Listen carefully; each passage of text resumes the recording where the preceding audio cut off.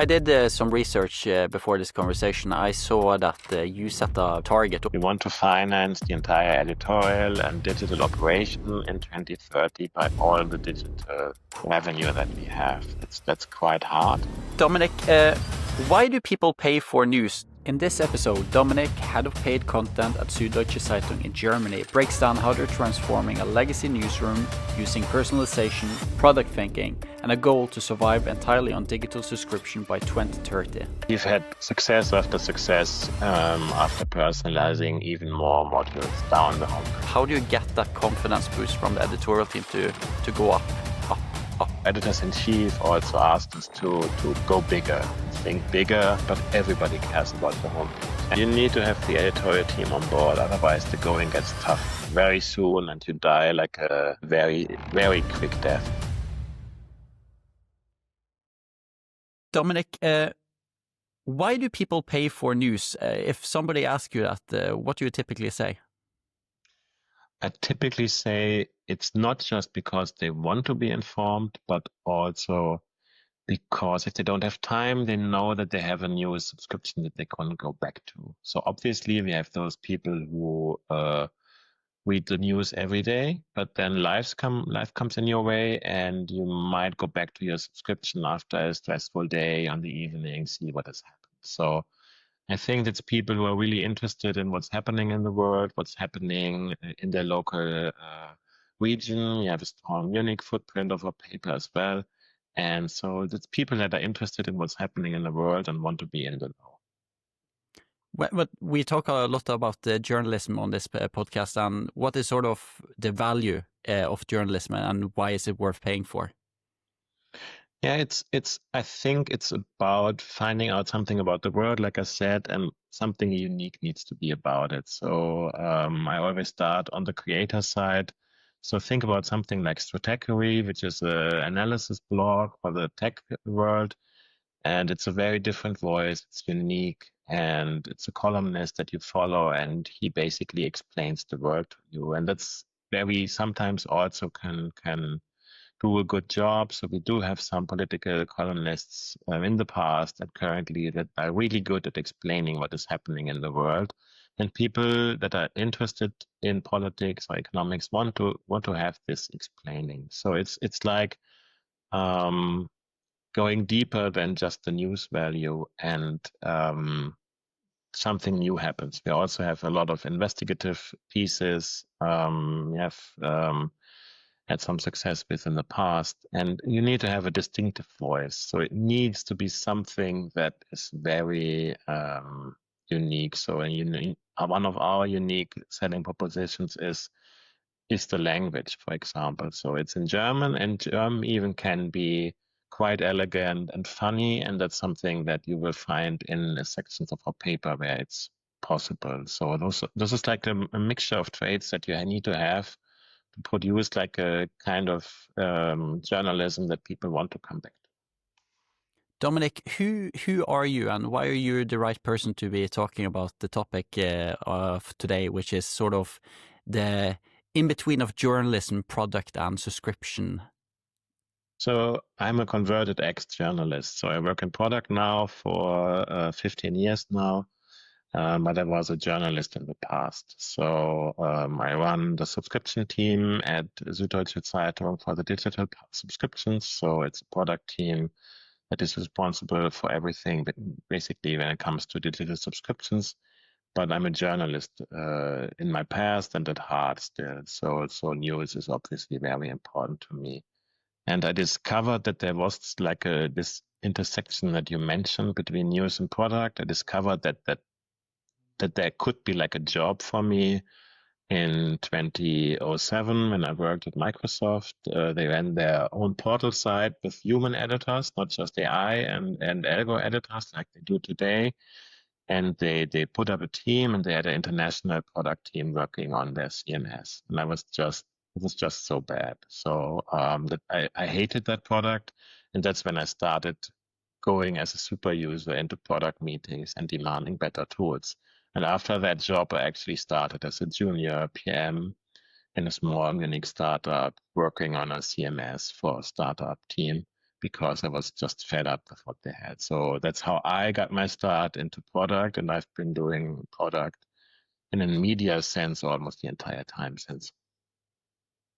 Fantastic. And then for the first-time listeners, just Süddeutsche Zeitung. What's the business? What's the focus there? Just a couple of words on that. So it's a big legacy publisher, you would say. It's one of like the biggest German quality newspapers that are published on the national side. Germany is pretty different from other markets, that you don't have like this winner takes all thing where a London-based paper takes all the stuff, like in the UK, where all the papers basically come from London. In Germany, with its federal history, it's more region-based. So we have some strong competition from Frankfurt, but I would say Süddeutsche is one of the 2 or 3 biggest German quality national newspapers that are on every newsstand and have also a strong footprint in the region, in Munich and around Munich. You have about 170,000 print subscribers and about 300,000 digital subscribers, which is pretty big for Germany. And we're battling with the other German publishers for market share in one of the biggest markets in Europe. It's a proud legacy newspaper founded after the war, started with a license. We just celebrated our 80th birthday, so it's a legacy place, and it's a big thing for people who are interested in politics in Germany, in all the urban areas, not just Bavaria, and also people who are interested in culture. And like I said in the beginning, like in a very elegant, very maybe sometimes even informal language, which can be a thing. So it's one of the national broadsheets and has transformed into like a digital subscription company in the last 10 years. I remember one of the first time I was going to meet with German publishers, and I was taking my trip, and I thought, well, I should just go to Berlin. I will meet every one of them. Yeah. That's very wrong. It's so spread across the country. Yeah, you meet interesting people in Berlin. I mean, Springer is based in Berlin, so you meet all those people, and it's the biggest digital subscription company. But yes, it's very fragmented, and we would like to have the 1 million subscription, which is like the goal for every English-speaking news organization. But it's hard to come by because of those strong regional tendencies. But let's talk into sort of like the focus then on subscription, because what does the subscription business of Süddeutsche look like internally? Like, who's involved, and how do the editorial, the product, the business work together? Yeah, so we have a product team that runs all the core tech stuff, from the paywall over checkout and the account management. And I would say the closest collaboration is with the people who do the marketing. So they are basically our business owners. They have ideas what to change about the paywall, what campaigns to run for flash sales and so on. And then the editorial interaction is mostly about what can we do to make the subscription more interesting. So it's less about influencing what they write. We won't do that, but how can we package that differently? So a lot of my work of a different team has been in the past on personalization, and then working with the newsroom on that. So we do have a dedicated team that is working on personalization efforts around our products. We have a paywall team, we have a 12-person marketing team, and also we have an editorial team that makes sure that the editors who are farther away from the tech side understand that it's important to work on subscription. When we started 10 years ago with our digital subscription efforts, that was basically one person going around picking the stories, and that is transformed into a team effort and is now ingrained in the culture. So I would say we don't have a cross-functional team yet with an editor that is there all the time, but in our personalization team, they come by every day and make decisions, sometimes virtually, sometimes with the Scrum artifacts. They come by and look at the review of the team. It's getting to a much more cross-functional relationship. I did some research before this conversation. I saw that you set a very clear target, almost like a North Star goal, and that's to finance the entire company through digital subscription by 2030.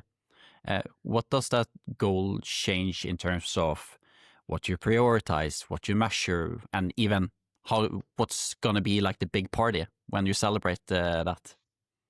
That's a good question. You should always say what is the party. That's important if you reach that. So I think Süddeutsche in the past, Süddeutsche, the website has been very reach focused, like 15 years ago, 20 years ago.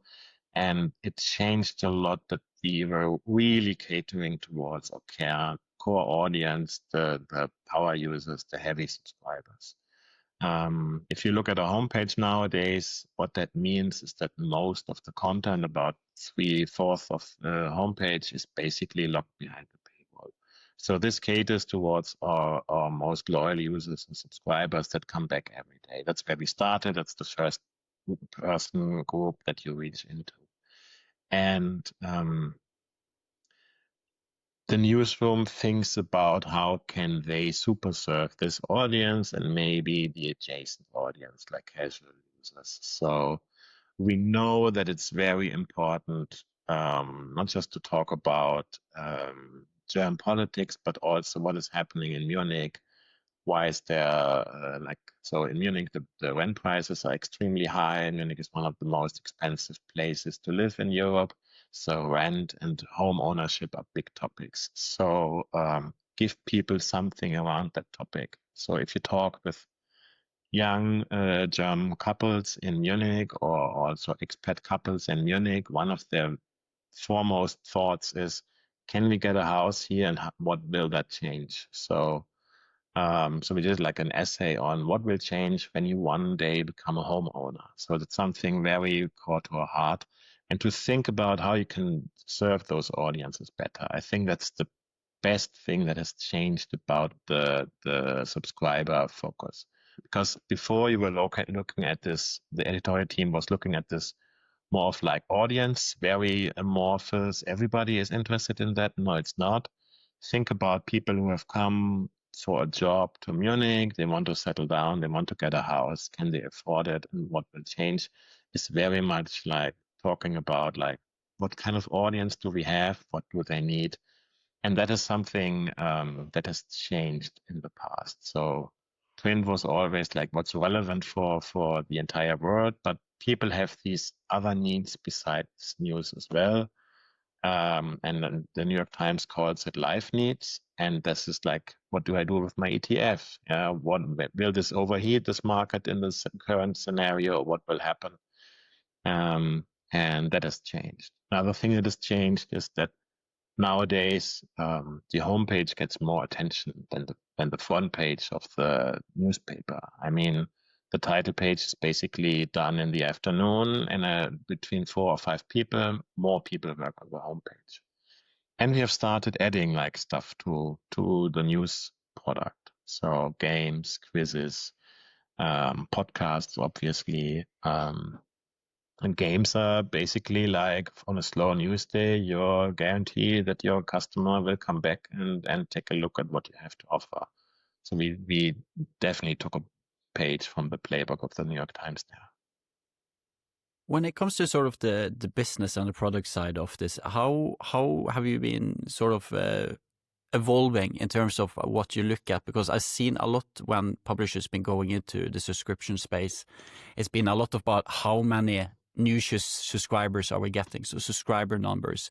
Have you sort of, is that still the focus, or are you looking at other metrics that is more important for you in terms of the subscription? Like one thing I hear is like ARPU is very important. Like what is the most important thing that you say in terms of the evolution of what you look at in terms to measure success?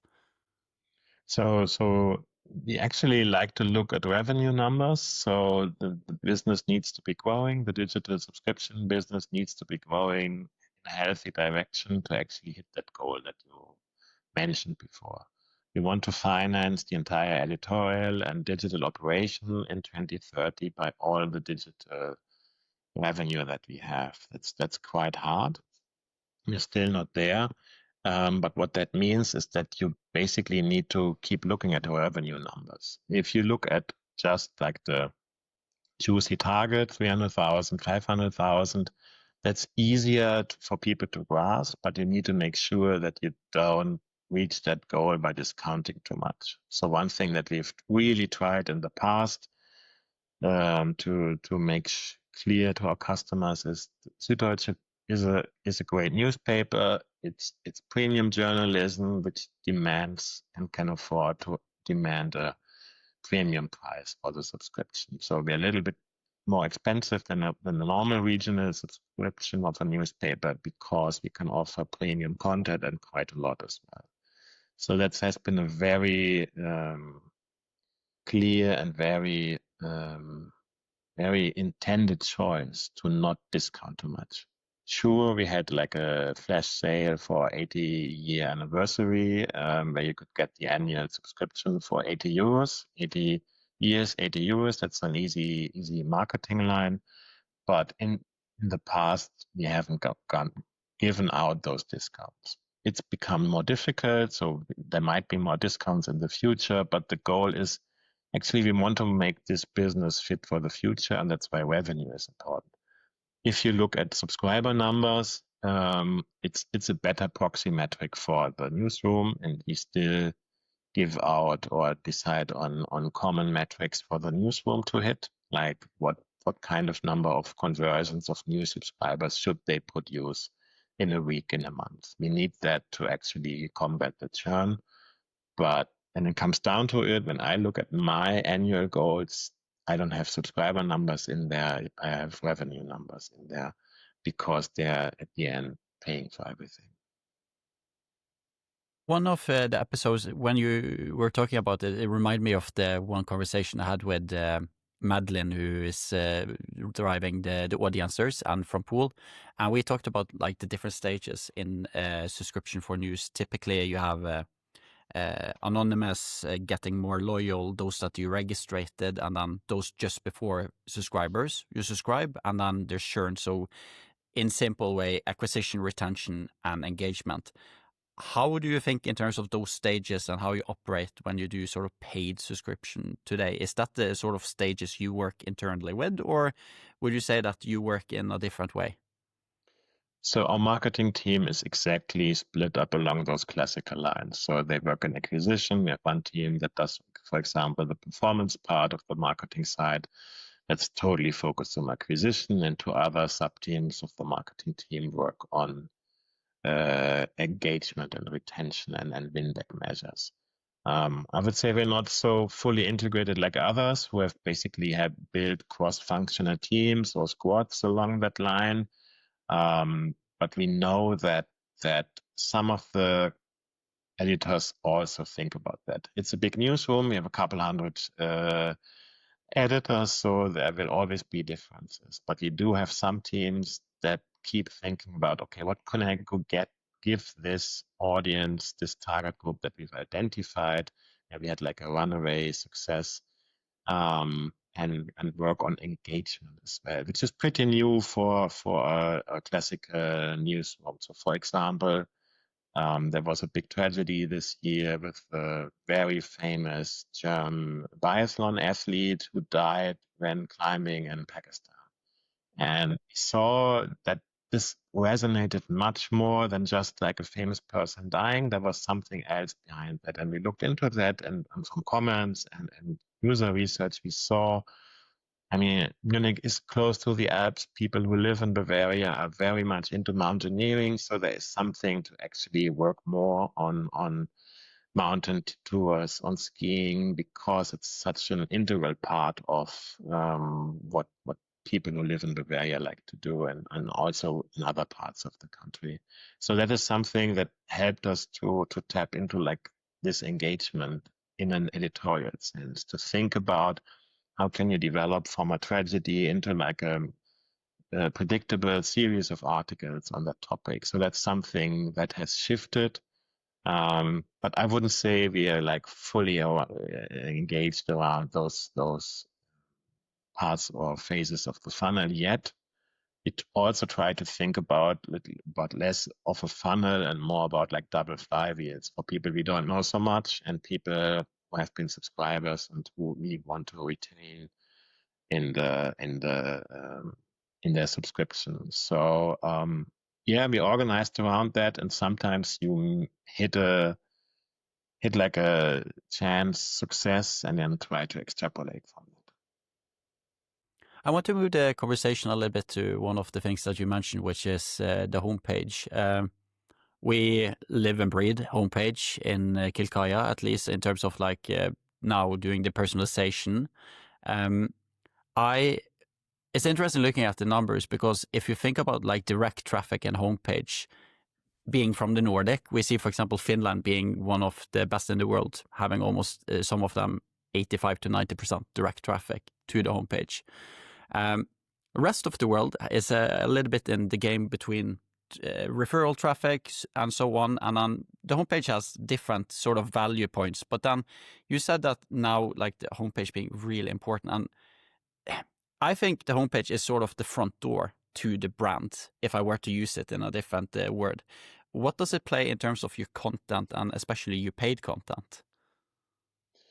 So I also think about it as like the front door. If you think about it like a storefront, you need to put the best stuff that you have in there, the things that people get people to get into the door, because the article detail page is where the value happens, but you need to put your most important stuff up front in that front door. And I think in the last 2 years, we even stood up a team that is entirely dedicated to making that better. So we had a lot of user research, and people were basically swamped by the huge number of stories that we put on there. So we gave the homepage like a new rhythm for one thing. So put like, this is important today on that others has also done, so that people see, okay, these 5 stories, I don't have a lot of time. That's what's happening in the world. And they can log off and go back to work if they come by in their lunch break, for example, or if they come in the morning. So it inspires people to enter, and we need to overemphasize what we are standing for on that page for brand perception. So that's why we have a lot of paywall content on there. So people get a lot out of their subscription, and new people, they don't come to the homepage that often. They come rather through the side door. They come to the article detail page. We want people to taste and feel what we have to offer. And that has changed in the past. And at any point in time, you basically could find the best what we have to offer on there. We've also created spots where we like resurface stories that you might have missed. So you might have been like gone and not visiting us for a week or so. And then we have like a feature called Missed Stories, where we resurface content that you might have missed that's interesting to you and that's personalized. So the homepage is very key to, I would say, how can we make casual users more happy? That's one of the groups that we think about, but mostly how can we super serve those daily briefers who want to know what's happening in the world, and the news lovers who are constantly tapped into the pulse of the world. So those are the 2 groups I would say we mostly cater our homepage to. When you come to, I think, the new world that we live in with TikTok, social media, and so on, you're so used to an algorithm just figuring out the content for you. And I debate the role between algorithm-driven homepages and then something that is editorial-driven. We very often talk about personalization of the homepage, and just to make it clear for listeners, personalization in terms of like the conversation we're having now is seeing the content as relevant, or then informing what's happening right now for the readers. And my question, Dom, is do you sort of do personalization on the homepage today on Süddeutsche, and how do you do it? Yes, we do, but we start at like 1/3 down the homepage. So the top section of the homepage is still curated by editors. There's a team that works in shifts and picks out what's the most important, most relevant stuff for everyone to know. But we've had success after success after personalizing even more modules down the homepage. Everybody on our homepage knows that the clicks down there are not so many, but if you can take that real estate and cater to more user needs, and that's what you basically do when you introduce personalization on those modules down there, you can surface a lot more content and you can tailor that much better to our customers. We look at module CTRs and homepage CTRs for that, and they have both improved by personalizing that. So we have given the newsroom something that they couldn't do themselves.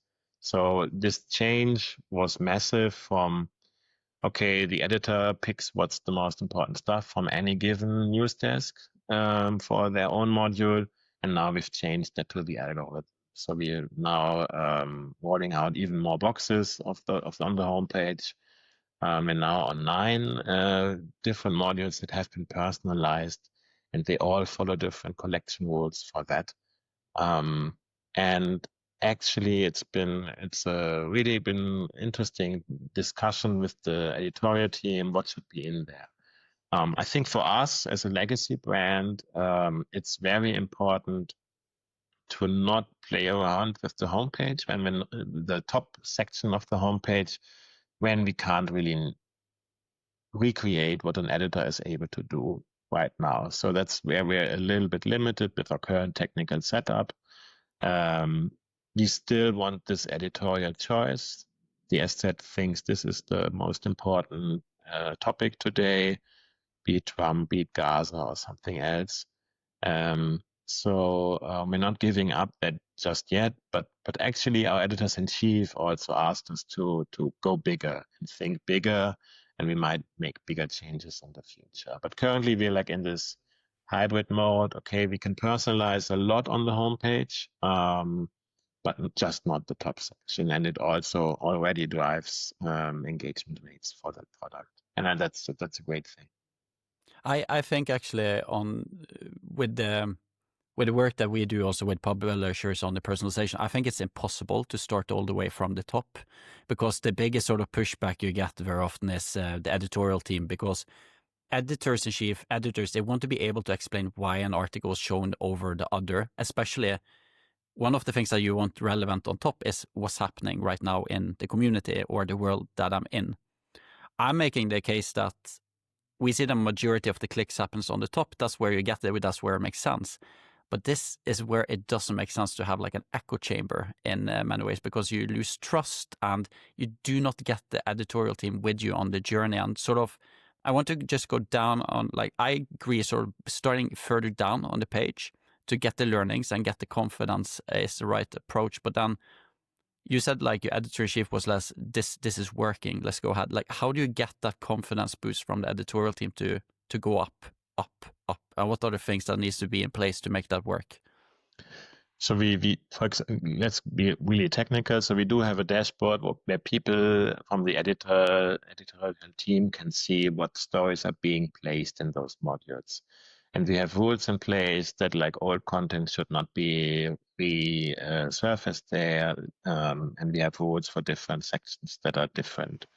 And also what has helped is that we are actually changing if something goes through that shouldn't be there, because we have a quick response there that helps build trust. So it's basically people know each other and know that they also care about journalism, and that has helped build trust. It's very basic, and that has enabled us to move ever higher with those boxes. We got at the beginning we had one way down where was less than 1% click-through rate on that box, and we've been able to expand that area ever since.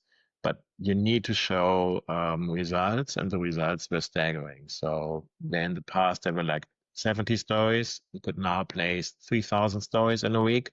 And in its entirety, they created more clicks, and people read and discovered more content. And also the editorial team found pieces that they could resurface.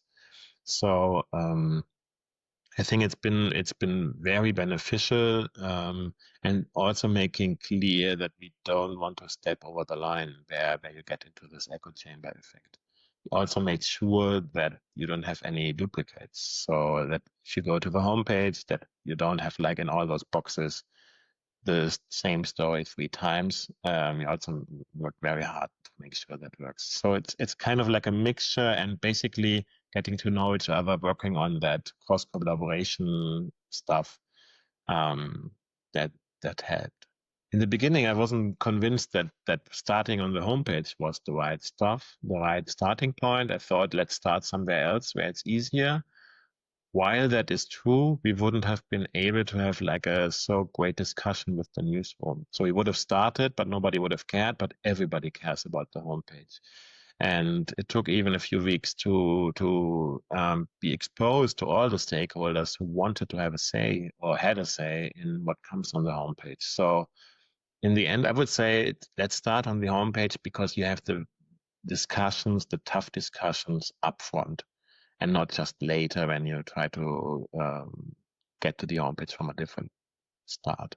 So it was a great experience, and I think it's still a learning experience. There's still a lot of back and forth. Should this be in? Should we tweak our rules? Like for sports, we have different rules than for other topics because timeliness is so important, but for a lot of topics in sports. And we needed to come to those rules with the editors. That resonates with me, and I think everybody cares about the front door and how it looks, so that you get everybody to talk about it. When you're speaking of this, and this is a question I was getting here one of the day, and I'm a little bit keen on your perspective on it. And that is in the new world that we have now with OpenAI and getting just so good answers on ChatGPT and directly. There is this conversation about, do we need a homepage? Do we need a product? Do we need to focus on UX? Shouldn't just news give the content directly there and sort of the model? Like what role? I still believe that having like the homepage, the brand is so important in the age of AI. But when you can just get your answers directly through like a LLM model, like what role does product still have? Is it a play where you have like the super users and playing the habits? Like, what's your thoughts on it? I totally agree with you. Don't give up your brand because content looks the same in your LLM of choice, be it ChatGPT or something else. So I think it's really important that you can still get people to recognize your brand. And it's one of the few digital touch points that have pretty much survived from the past. In the past, you had those kiosks on the street where you could see the front page of the newspaper. Those have gone away. People don't go to a newspaper kiosk anymore unless they're at like a busy train station or so. So it's very important for your core users to have this place to go to. And that's why this place will always cater to the core usership, like I said in the past. And that's really important to have great content there, to be on brand, because it's so very much, it's your front door and it needs to be shiny. And it's not just a front door. It needs to represent what the bundle of the newspaper stands for. It's still the same. It's still a bundle like in the past with a different sections. It might have evolved into more interactive formats, but it's really important that people experience that brand and that people in the future are willing to pay for content. It's not the content they come for. It's like the feeling, they pay for the feeling that they are being informed in the right way and that they can be informed any moment they choose. Sometimes I jokingly talk about like a news subscription as an insurance. So something bad happens in the world. I don't need to make any moves. I just go back. Oh, there's my app. Oh my God, there have been like drone sightings in Munich, or the Oktoberfest is closed down. Two of the big stories that we had in the last weeks. So it's a very, you need to have like an ongoing value exchange with the customer, and that comes to this. There's a brand, you establish trust, and the homepage also signals trust the entire time. And there's a big team working on that, and people can see that they might choose not to use the thing for work because they're sick, or it's just too hectic at work, or their family life takes precedent. But it's important to remind people and build habits. And the homepage is just one of the habits. Like we call them daily briefers. Those are people who come by the homepage more than once in a day. They might not even click on something, but they have the feeling that they know what is happening, and that might be enough for the time budget that they have. Yeah, I think like in the different C-levels strategy meetings now, which is tasked with understanding the future now, they are speaking about in a world where you have now these OpenAI basically giving from a distribution, knowing what I'm interested in, giving me the news, what role should we go with that? Should we now invest in the product? And I think we're in this time now that we either make a very conscious decision that if we focus on product now, we will be surviving this, or is it then going to be completely different? So I just think that it's a very important topic that's on high agenda for very many. Moving on to the next topic, which is sort of building the business model here. And by 2030, you want to have the company fully funded for digital subscription. And when you look at all different dashboards and data, but what's the single most important number for you in terms of reaching that goal? What is the number you look at? We talked just one, right? Just making sure that I can squeeze in some others. You're allowed to. You can say the main one, and then you can say some more. So the main one is, but it's not so actionable. It's churn rate. So are we offering, like I said, enough value to our customers that they want to keep paying for us? It's like when your Netflix subscription, when you think about it, the payment comes in. Did I really watch enough last month? Maybe I did, maybe I didn't. The more months I have where I think it's a bad deal, I quit. Some people are entirely happy to quit after a season that they watched of their favorite shows. So that is something that we need to embrace as well. So make it easy for people to leave, and don't leave them like in a bad place. They will come back if they found something. I'm entirely certain of that. So the problem with churn rate though is it moves just a little. It's very driven by campaigns. It's not so actionable. So what I try to look at to gauge where the market is going, paywall views. Do we have enough articles that resonate with customers in some point? And obviously also the number of conversions. And for if you're looking for a real proxy metric for churn rate, it's basically how many subscriber page views do we have in a given day, because we know that the more page views, the more articles a customer reads, that the less likely it becomes that this person will churn. So churn rate as a proxy, we usually use those subscriber page views. With churn being so important, like what keeps the readers stay month after month? What does sort of one thing is what does data say, and what does your gut feeling and the editorial thing? What is it that make them stay? I mean, of course, being relevant for them in their daily life, but what do you think? Like, what's the biggest indication? Yeah, if you think back to the newspaper days, you had a fully ingrained habit. The newspaper came in the morning. At most places, you read that with your breakfast or after breakfast. Our goal is to have something similar with the digital subscription. If you're in the subway to work, if you're in your lunch break, pull out the app, you find what's happening in the world, put it away for your news needs. For your life needs, that quiz, so that game that you like to play. So we're continuously adding more quizzes and games to the bundle, because that's the thing that might make you come back on a slow news day, or because you have just built the habit. You have a daily news podcast. Also, their rhythm and habit building is so important that people come back every day. Newsletters play into the same thing. So there's different user needs, different user groups, and you need to give them multiple reasons to hook back into your product. The more different channels a customer uses, the more likely he or she is to stay in their subscription. So we try to expose the whole bundle to the customer, and the more the person starts using it, the longer he or she stays. You know, we often one key strategy has been bundling in the industry, and one quote that I heard is that as a subscriber, you also over time expect more of your needs to be covered, or you expect more, and then just doing bundling with different brands and so on just makes all the sense in the world. Maybe it comes with a higher cost, but you're getting more value.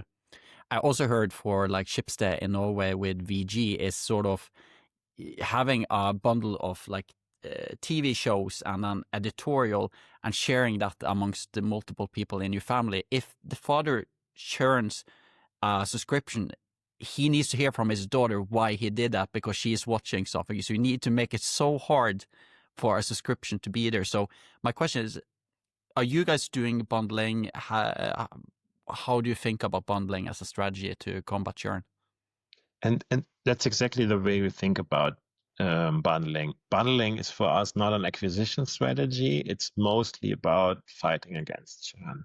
It's funny because many people are talking about it the other way around as an acquisition, actually. So this is on the churn. We had, for example, one bundle with Kicker. Kicker is the biggest German football site.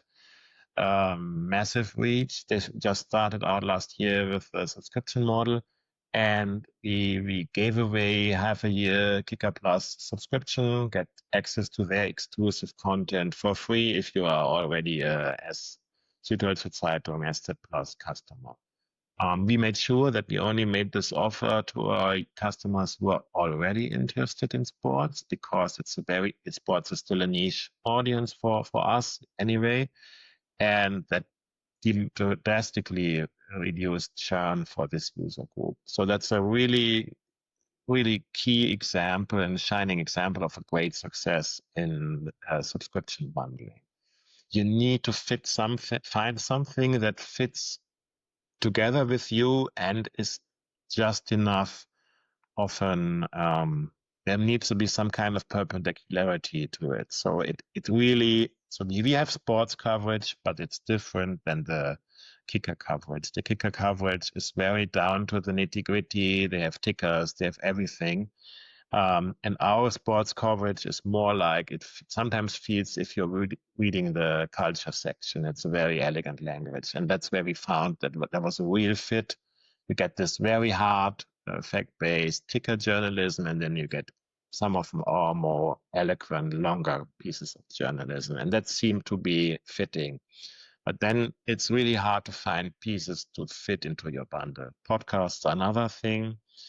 So we try to have always subscriber-only podcasts that are running. We currently have 2 longer-running series and produce a lot of mini-series.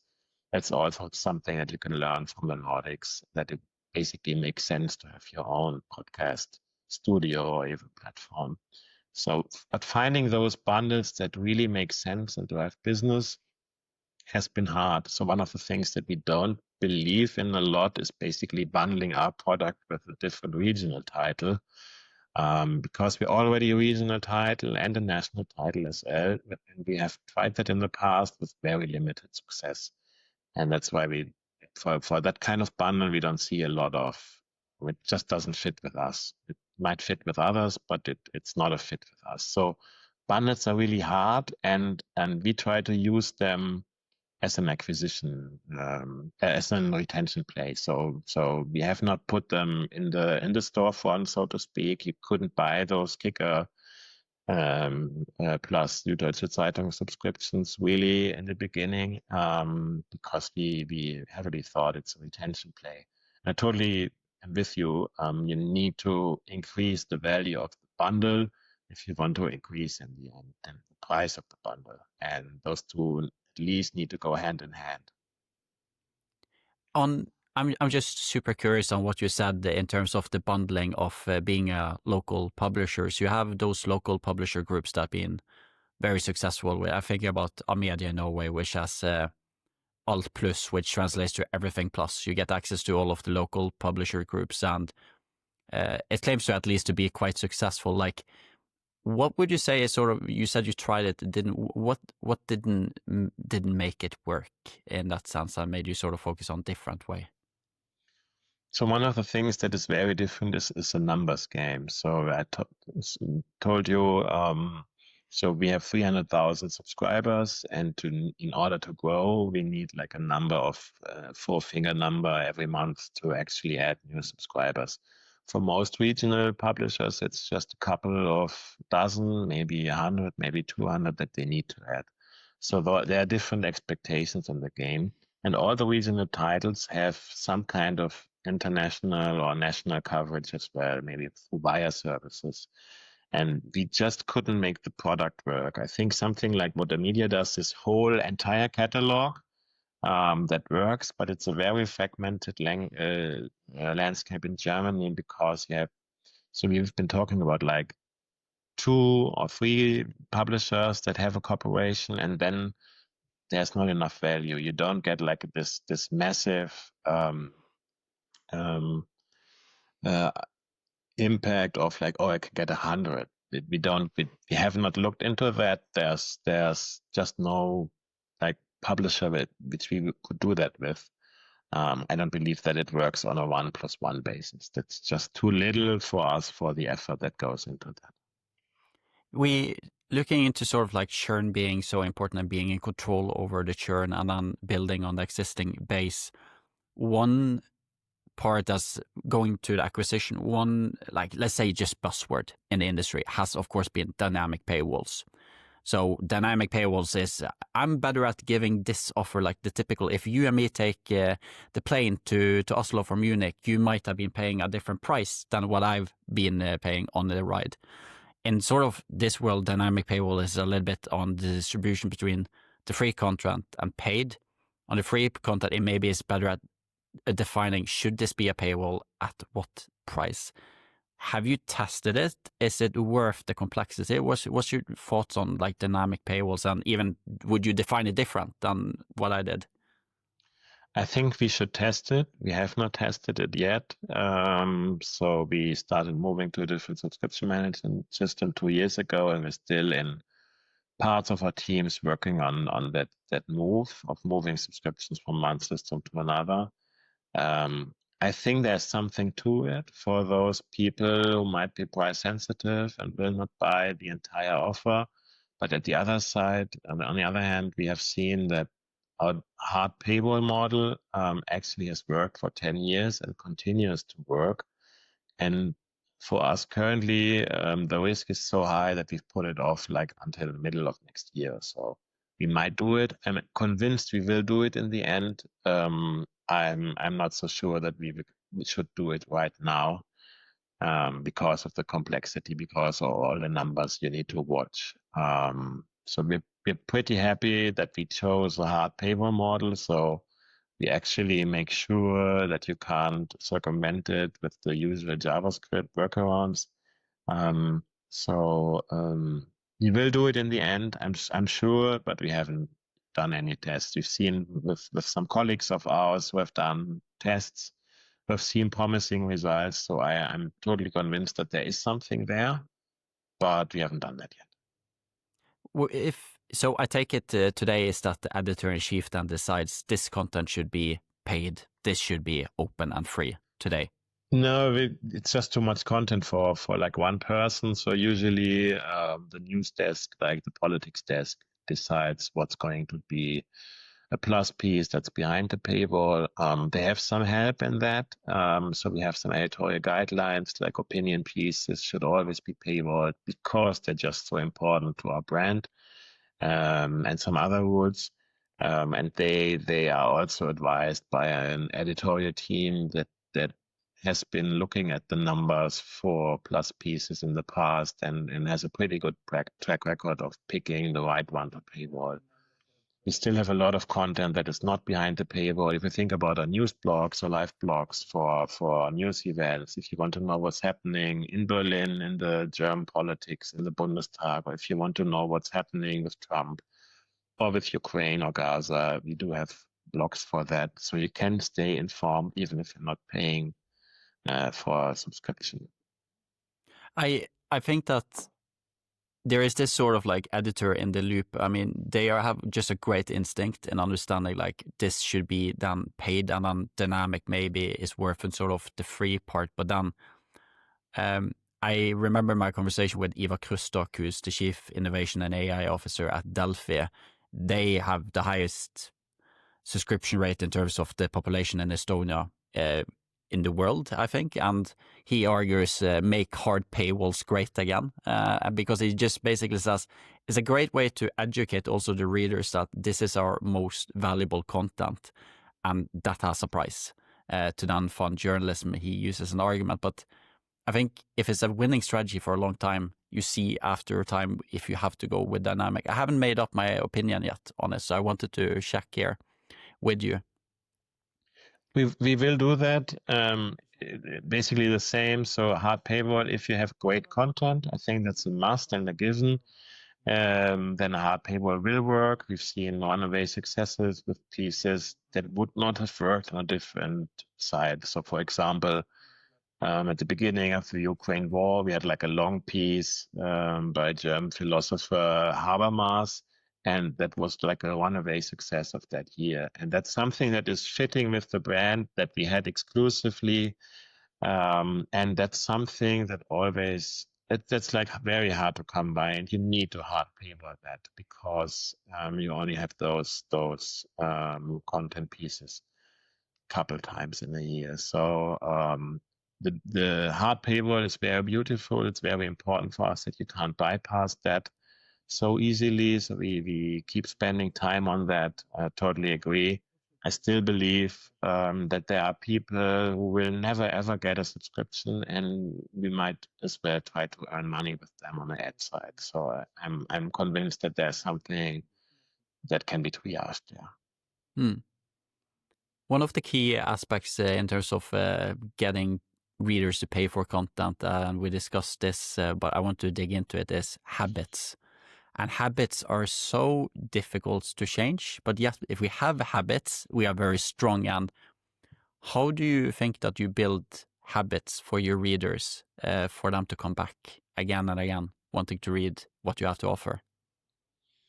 So in the morning, we have like a political podcast, 11, 12 minutes. Most of the episodes are take what we have, what we're good at, sorting out the world, explaining the world, do it in an audio format. Going there where the customers are. If they want the news in their inbox, let's go to their inbox. If people want to see text to speech and listen to something in the car, let's work on that they can listen to it with CarPlay in the car. I mean, people are there and they have habits, and we see patterns in the usage. So news usage obviously peaks in the morning, in lunch break, in the evening, and give them something. In the evening, we try to program stuff that is longer to read, where you can go a little bit deeper, and try to find out and talk to your customers what needs do they have. If the weekend comes around, give them things to do in their free time. We have a recipe section that has its own newsletter, and that's basically one of the key strategies. If you have a topic that is of regular interest, create a newsletter around it. So we have had great success with different newsletters from a magazine section, for example, where you get everything that's important. So find a rhythm. It's somehow tough to translate from a daily newspaper into like different rhythms. So we had some fails and some successes with that. But games, everything that has a rhythm, it's very important. Article series, anything that can be serialized, you should serialize.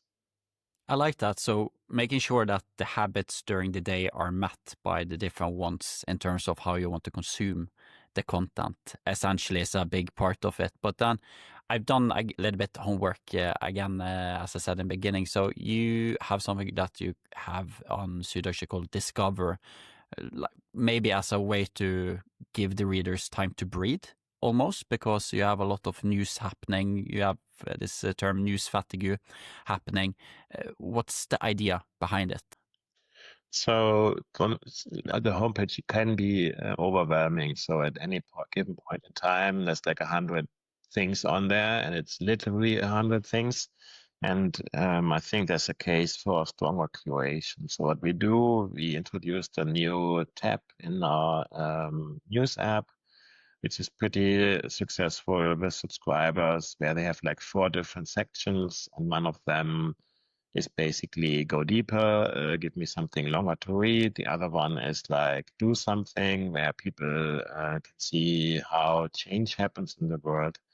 And one of them is like short and swift, so something very breezy, something more fun to read.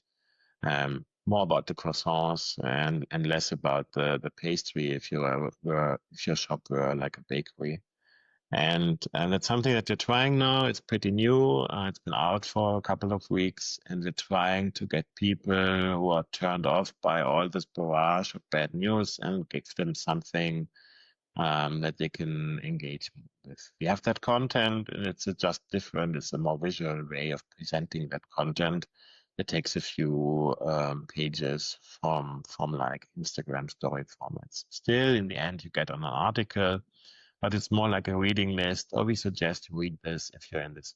So we identified in our user research that people go through different moods during a day or during a week, and we try to give them something to consume during those times that might be different. So you might have something very heavy in the morning, very hard news, and something more relaxed on the weekend when we try to give you something in the moods. So we defined these moods and these lenses.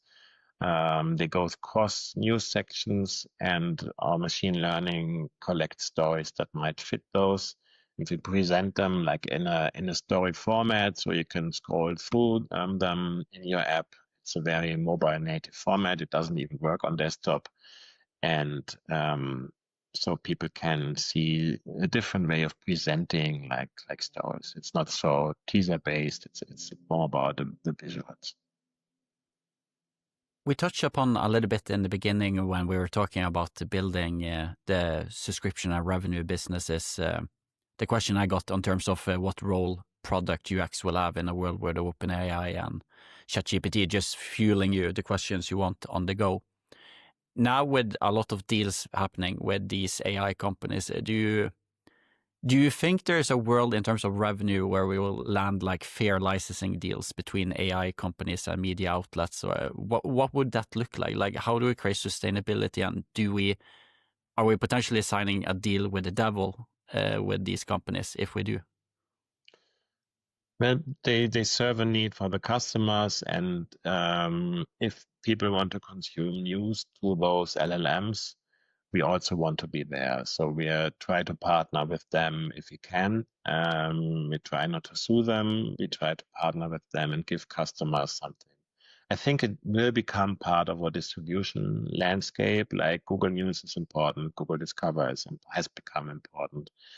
But it's only important if your brand is strong enough. So you need to be recognizable as a brand, and that's where the going gets a little bit tougher, where we see today already. So we are surfaced a lot by answers in those LLMs, but the click-through rate isn't that great. So I really believe that it's not really a business model to earn money through referrals from those LLMs, because they want to keep people within their ecosystem. So they are partners. We're happy to work with them, but we don't want our content to show up in there without us having a say in that. So we're open to deals, but I think there's also a limited need for them to cut deals. Only the really big ones, like Springer did a big deal, all the other big companies did a big deal. We might get a big deal with them, but it probably won't make up for the volume in revenue that we lose if we hand over our content too willingly. So I think it's a push and pull. I think we need to make sure that we don't get squeezed there. Do you think that smaller newspapers will have a chance? Because one key trend I see right now is consolidation, where it's a game of being the biggest, producing the most contents. Is that the end game here now, that you have to be like large, you have to produce a lot of content, you need to have the size in order to make this sustainable? And will smaller players have a chance in the new world? I think smaller players have a chance if they also think about what are they good at. Their brand stands for local and regional journalism. They need to be the go-to brand and place for that. They need to get their cost structure in order. So I see a lot of regional newspapers going away in the next 2 or 3 years. They will be part of bigger groups, but what's really important is that those who survive will be really good at their local and regional journalism. That's what they are the only ones in the game for. They might compete with public television or radio or ad financed radio, but I think they have a chance where it's not about size. Size might make it easier for their editorial productions. So you see a lot of German newspapers working in ever bigger regional groups. I see that trend accelerating, but if they are good at thinking about what they're really good at, and that is basically giving people of the community what they need to know to get ahead in their life. What has happened yesterday at that big street, there was an accident there. They really need to cover all this kind of information needs. I think then they still have a big chance. I see a lot of them going away, which is a shame, but most of them will probably be like forming again in bigger groups to have bigger production systems or so. But I see a chance, but it will be much reduced compared to today. Dominic, this conversation's been fantastic in terms of your thoughts, your meanings, and how you work with building a subscription-first business. And what's your biggest personal reflection and learning, you would say, in terms of building this inside what you call the legacy newsroom? I think it's mostly that you can get a lot done with collaboration. So at the beginning, I thought, oh, the news products that I see, they're really not bad, and I wanted to productize my way out of this. But actually, it's much more. You can't do that alone in one function or one team alone. So the biggest success I've seen in this whole personalization effort is that the best ideas come if you have like a really diverse set of people. This is it's like a no-brainer. For me, this was an eye-opener. Don't be so arrogant and go in and you can fix journalism's problems.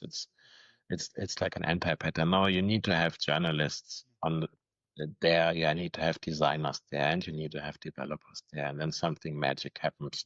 Sometimes that happens. That's something that I really tapped into the full potential of that too late, I would say. So that's something that I did too late.